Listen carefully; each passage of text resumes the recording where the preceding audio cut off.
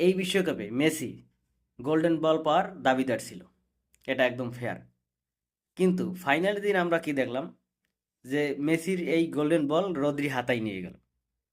এখন এটা দেখার পর আমরা ফুটবল যারা সমর্থক আছি তারা কিন্তু খুবই হতাশ, এবং অনেকে ভয়েস রেজ করতেছে যে এইটা মেসির প্রতি ইনজাস্টিস হয়েছে।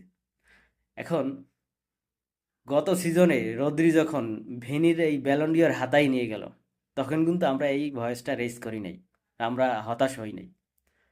উল্টে আমরা ভিনিরকে ট্রোল করছি, যে তার চেহারা, তার আচরণ এইসব নিয়ে কিন্তু ট্রোল করছি।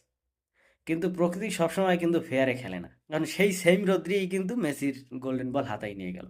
এখন আমাদের খুব জ্বালা যে ফিফা এটা জাস্টিস করে না, এটা ইনজাস্টিস হয়েছে। ভিনির ওইটা যদি জাস্টিস হয়, তাইলে এটা মনে করেন যে জাস্টিস হয়েছে। আর এই সব বড় বড় পুরস্কার সবসময় কিন্তু পারফরমেন্সের বিচারে যে হয়, এটা কিন্তু 100% না। এখানে বড় একটা ভূমিকা রাখে যে ইন্টারন্যাশনাল মিডিয়া। এখানে মিডিয়ার কাকে কাকে পছন্দ এইসব বিষয়ে একটা প্রভাব থাকে।